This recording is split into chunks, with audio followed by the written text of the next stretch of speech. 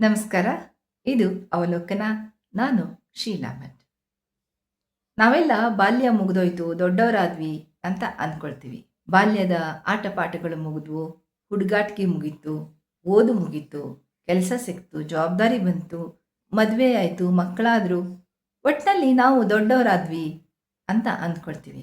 ಆದರೆ ತುಂಬ ಸಂದರ್ಭದಲ್ಲಿ ನಾವಿನ್ನೂ ಮಗುವಾಗೇ ಇದ್ದೀವಿ, ದೊಡ್ಡವರಾಗೇ ಇಲ್ಲ. ಆ ದೊಡ್ಡ ಮನಸ್ಸಿನ ಒಳಗೆ ಚಿಕ್ಕ ಮಗು ಹಾಗೆ ಬದುಕಿ ಕೂತಿದೆ. ಅದು ನಮ್ಮನ್ನು ಭೇಟಿ ಮಾಡೋದಕ್ಕೆ ಕಾಯ್ತಾ ಇದೆ. ನಾವು ಹಿಂದಿನ 3 ಸಂಚಿಕೆಗಳಲ್ಲೂ ನೋಡಿದ್ವಿ, ಬಾಲ್ಯ ನಮ್ಮನ್ನು ಹೇಗೆ ಕಾಡುತ್ತೆ, ಬಾಲ್ಯದಿಂದ ನಮ್ಮ ಸಂಬಂಧಗಳು ಹೇಗೆ ಸೃಷ್ಟಿಯಾಗ್ತವೆ, ನಮ್ಮ ಸಾಮಾಜಿಕ ವ್ಯಕ್ತಿತ್ವ ಹೇಗೆ ರೂಪುಗೊಳ್ಳುತ್ತೆ, ಇದೆಲ್ಲ ನೋಡ್ತಾ ಬಂದ್ವಿ. ಇವತ್ತಿನ ಅವಲೋಕನದಲ್ಲಿ ಬಾಲ್ಯಕ್ಕೆ ಸಂಬಂಧಪಟ್ಟ ಪ್ರಶ್ನೆಗಳನ್ನು ನಾನು ಪ್ರತಿ ಸಂಚಿಕೆಯಲ್ಲೂ ಕೊಟ್ಟಿದ್ದೆ. ಆ ಪ್ರಶ್ನೆಗಳಿಗೆ ಉತ್ತರವನ್ನು ಹುಡುಕ್ತಾ ಹೋದ ಹಾಗೆ ಸಿದ್ಧವಾಗಿದ್ದೆ ಈ ಸಂಚಿಕೆ. ಬಾಲ್ಯದಲ್ಲಿ ನಾವು ಏನೇನು ಅನುಭವಿಸಿರ್ತೀವಿ ಅದು ದೊಡ್ಡವರಾದ ಮೇಲೆ ಬೇರೆ ಬೇರೆ ರೂಪದಲ್ಲಿ ಕಾಣಿಸುತ್ತೆ. ಈ ಕಾಣಿಸುವಿಕೆಯ ಅವಲೋಕನ ಇವತ್ತಿನ ಸಂಚಿಕೆ. ನಾವೆಲ್ಲ ಬಾಲ್ಯಗಳನ್ನು ಕೇವಲ ನೆನಪು ಮಾತ್ರ ಅಂತ ಅಂದ್ಕೊಬಿಡ್ತೀವಿ. ಆದರೆ ಇವತ್ತಿಗೂ ಬಾಲ್ಯ ಅಂತಂದರೆ ನಮ್ಮೊಳಗೆ ಭಯ, ಆತಂಕ, ಬೇರೆ ಬೇರೆ ಅಭಿಪ್ರಾಯ ಇವುಗಳೆಲ್ಲ ಆಗಿ ಬದುಕ್ತಾ ಇದೆ. ಒಬ್ಬ ವ್ಯಕ್ತಿಯನ್ನು ಬಾಲ್ಯದಲ್ಲಿ ಸದಾ ಹೋಲಿಸಲಾಗ್ತಾ ಇತ್ತು. ನೀನು ಎಷ್ಟು ಮಾಡಿದ್ರೂ ಸಾಕಾಗೋದಿಲ್ಲ, ನೀನು ಬೇರೆಯವ್ರಿಗಿಂತ ಕಡಿಮೆ ಅನ್ನುವ ಭಾವನೆಯನ್ನು ಮೂಡಿಸ್ಲಾಗ್ತಾ ಇತ್ತು. ಹಾಗಾಗಿ ಅವನಿಗೆ ಎಷ್ಟು ದೊಡ್ಡವನಾದ್ರೂ ಇವತ್ತಿಗೂ ತನ್ನ ಬಗ್ಗೆ ತನಗೆ ಅನುಮಾನ, ನಾನು ಎಲ್ಲರಿಗಿಂತ ಕಡಿಮೆ ಅನ್ನುವ ಭಾವನೆ. ಹೀಗೆ ಬಾಲ್ಯ ಮುಗಿಯೋದಿಲ್ಲ, ಅಲ್ಲಿ ನಂಬಿಕೆಯಾಗಿ ಬೆಳೆದು ನಿಂತಿದೆ. ಬಾಲ್ಯದಲ್ಲಿ ಎಲ್ಲ ಭಾವನೆಗಳನ್ನು ಹೇಳ್ಕೊಳ್ಳೋಕ್ಕಾಗೋದಿಲ್ಲ, ಅದು ನೋವಾಗಿ, ಗಾಯವಾಗಿ ಹಾಗೆ ಉಳ್ಕೊಂಡ್ಬಿಟ್ಟಿರುತ್ತೆ. ಬಾಲ್ಯದ ಭಾವನೆಗಳು, ನೋವುಗಳು ಕೆಲವೊಮ್ಮೆ ಏನೂ ಅಲ್ಲ ಅಂತ ತಳ್ಳಲ್ಪಡ್ತವೆ, ಕೆಲವೊಮ್ಮೆ ಸುಮ್ಮನಾಗ್ತವೆ, ಹಾಗೆ ಕೆಲವೊಮ್ಮೆ ಒಳಗೆ ಇಳಿದು ಸದ್ದಿಲ್ಲದೆ ಸದ್ದು ಮಾಡ್ತಾ ಇರ್ತವೆ. ಹಾಗೆ ಒತ್ತಿ ಹಾಕಿದ ಭಾವನೆಗಳು ಅಳಿದು ಹೋಗೋದಿಲ್ಲ, ಅವು ಮತ್ತೊಂದು ರೂಪದಲ್ಲಿ ಎದ್ದು ಬರ್ತವೆ. ಉದಾಹರಣೆಗೆ, ಒಂದು ಮಗು ಚಿಕ್ಕನ್ನಲ್ಲಿ ಏನೋ ಹೇಳೋದಕ್ಕೆ ಬರುತ್ತೆ, ಆವಾಗ ಸುಮ್ಮನಿರು ಅಂತ ಗದರಿಸಿ ಆ ಮಗುವಿಗೆ ಮಾತನಾಡೋದಕ್ಕೆ ಕೊಡೋದಿಲ್ಲ. ಈಗ ದೊಡ್ಡವನಾದ ಮೇಲೆ ಆ ಮಗುವಿಗೆ ಏನು ಹೇಳೋದಕ್ಕೂ ಬಾಯಿನೇ ಬರೋದಿಲ್ಲ. ಇಲ್ಲಿವರೆಗೆ ಬರುತ್ತೆ ಅಭಿಪ್ರಾಯ, ಆದರೆ ಆ ಅಭಿಪ್ರಾಯವನ್ನು ಹೇಳೋದಕ್ಕೆ ಆ ಮಗುವಿಗೆ ಸಾಧ್ಯನೇ ಆಗೋದಿಲ್ಲ. ಯಾಕೆಂದರೆ ಆ ಮಗುವಿನ ಭಾವನೆಯನ್ನು ಸಣ್ಣವರಿದ್ದಾಗ ಕೇಳಿಸ್ಕೊಂಡಿಲ್ಲ.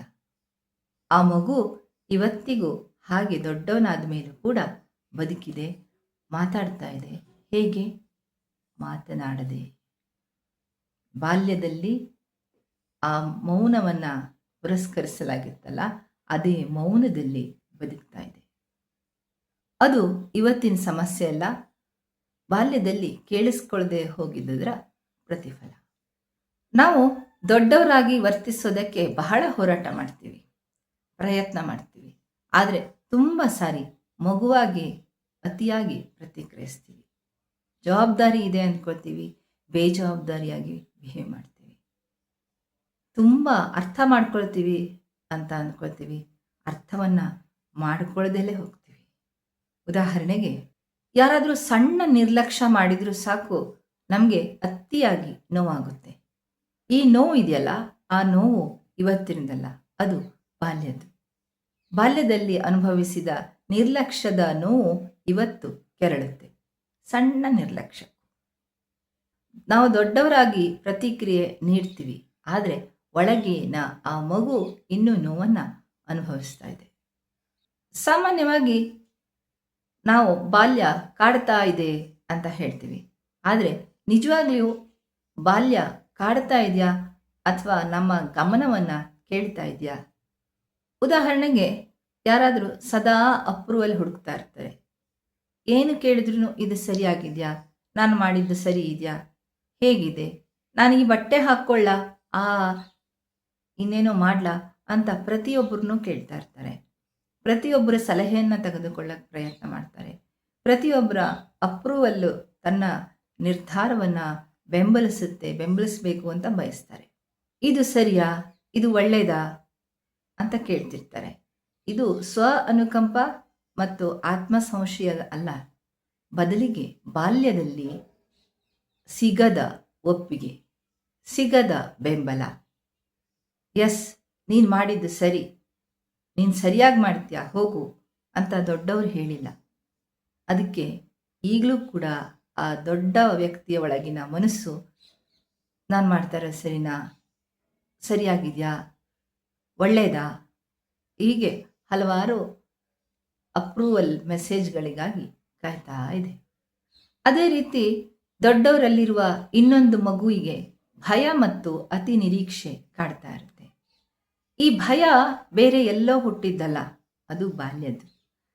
ಬಾಲ್ಯದಲ್ಲಿ ಯಾವುದೋ ಒಂದು ಅಭಿಪ್ರಾಯವನ್ನು ಹೇಳಿದಾಗ, ಯಾವುದೋ ಒಂದು ಕೆಲಸವನ್ನು ಮಾಡಿದಾಗ, ಆ ಕೆಲಸವನ್ನಾಗಲಿ ಅಭಿಪ್ರಾಯವನ್ನಾಗಲಿ ಸರಿಯಾಗಿ ಮಾಡೋದು ಹೇಗೆ, ಸರಿಯಾದ ರೀತಿ ವ್ಯಕ್ತಪಡಿಸೋದು ಹೇಗೆ ಅಂತ ಹೇಳ್ಕೊಡ್ಲಿಲ್ಲ. ಬದಲಿಗೆ ಇದು ನೀನು ಮಾಡ್ತಾ ಇರೋದು ತಪ್ಪು, ನೀನು ಹೇಳ್ತಾ ಇರೋದು ತಪ್ಪು, ನೀನು ಹಾಗೆ ಹೇಳಲೇಬಾರದು, ಒಟ್ಟಿನಲ್ಲಿ ನೀನು ಅಭಿಪ್ರಾಯವನ್ನು ಹೇಳೋದಕ್ಕಾಗಲಿ ನಿರ್ಧಾರಗಳನ್ನು ತೆಗೆದುಕೊಳ್ಳೋದಕ್ಕಾಗಲಿ ಸೂಕ್ತ ವ್ಯಕ್ತಿ ಅಲ್ಲ ಅನ್ನುವ ಭಾವನೆಯನ್ನು ಮೂಡಿಸಲಾಯಿತು.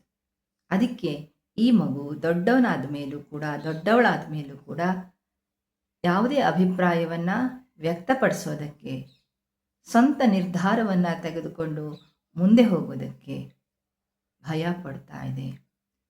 ಆ ಭಯ ಆ ಮನಸ್ಸಿನ ಸ್ಥಾಯಿ ಭಾವವಾಗಿಬಿಡುತ್ತೆ.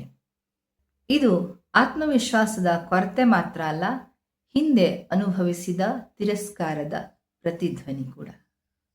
ಅದೇ ರೀತಿ ಅತಿಯಾದ ನಿರೀಕ್ಷೆ ಸಹ.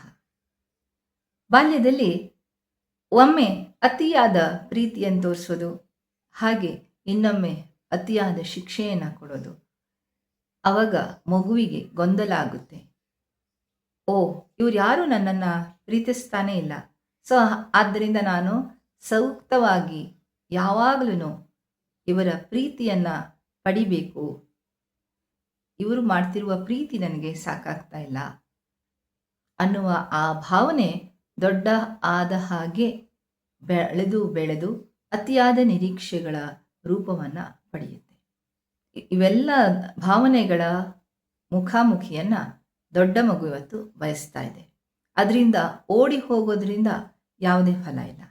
ಬದಲಿಗೆ ಆ ಭಾವನೆಗಳನ್ನು ಗುರುತಿಸಿ ಆ ಭಾವನೆಗಳ ಹಿಂದಿನ ಮಗುವನ್ನು ಸಂತೈಸಬೇಕಾಗಿದೆ. ಇಂದು ನಾವು ಏನಾಗಿದ್ದೀವಿ ಅದು ಇವತ್ತಿನ ನಿರ್ಧಾರದ ಫಲ ಅಲ್ಲ, ಅಥವಾ ಯಾವತ್ತೂ ಆಗಿರುವ ನಿರ್ಧಾರದ ಫಲ ಅಲ್ಲ. ಇದು ಬಾಲ್ಯದ ಭಯ, ಬಾಲ್ಯದ ನಿರೀಕ್ಷೆ, ಬಾಲ್ಯದ ಯಾವ್ಯಾವುದೋ ಗಾಯಗಳು, ಪ್ರತಿಕ್ರಿಯೆಗಳು ಇವತ್ತಿನ ನಮ್ಮನ್ನು ರೂಪಿಸಿವೆ. ಇವತ್ತಿನ ಕಥೆ ಯಾವತ್ತೋ ಆರಂಭವಾಗಿದೆ. ಈ ಕಥೆ ಇವತ್ತು ತನ್ನೊಂದಿಗೆ ಪಯಣ ಮಾಡೋದಕ್ಕೆ ಕೇಳ್ತಾ ಇದೆ. ಇವತ್ತು ನಾವು ಅದನ್ನು ಗಮನಿಸದೆ ಹೋದರೆ ಈ ಪ್ರಯಾಣ ಪ್ರಬುದ್ಧ ಬದುಕಿನ ಅಪ್ರಬುದ್ಧ ಪ್ರಯಾಣ ಹಾಗೆ ಮುಂದುವರಿಬೋದು. ಆ ಪ್ರಯಾಣವನ್ನು ನಿಲ್ಲಿಸೋದು ಬೇಡ, ಅರ್ಥ ಮಾಡಿಕೊಂಡ್ರೆ ಸಾಕು, ಗಮನಿಸಿದ್ರೆ ಸಾಕು, ಆ ಮಗುವಿನ ಧ್ವನಿಯನ್ನು ಕೇಳಿಸ್ಕೊಂಡ್ರೆ ಸಾಕು, ಅಲ್ಲೊಂದು ಬದಲಾವಣೆ ಕಾಣಿಸುತ್ತೆ. ಹೊರಗಿನ ಜಗತ್ತಿನಲ್ಲಿ ಅಲ್ಲ, ನಮ್ಮೊಳಗಿನ ಸಂಬಂಧದಲ್ಲಿ. ಇದು ಅವಲೋಕನ. ಹೌದು ಅನಿಸುತ್ತಾ? ಇಷ್ಟ ಆಯ್ತಾ? ಹಾಗಿದ್ರೆ ಮುಂದಿನ ಸಂಚಿಕೆಯಲ್ಲೂ ಜೊತೆಯಾಗಿರಿ. ಸಿಗ್ತೀನಿ. ನಮಸ್ಕಾರ.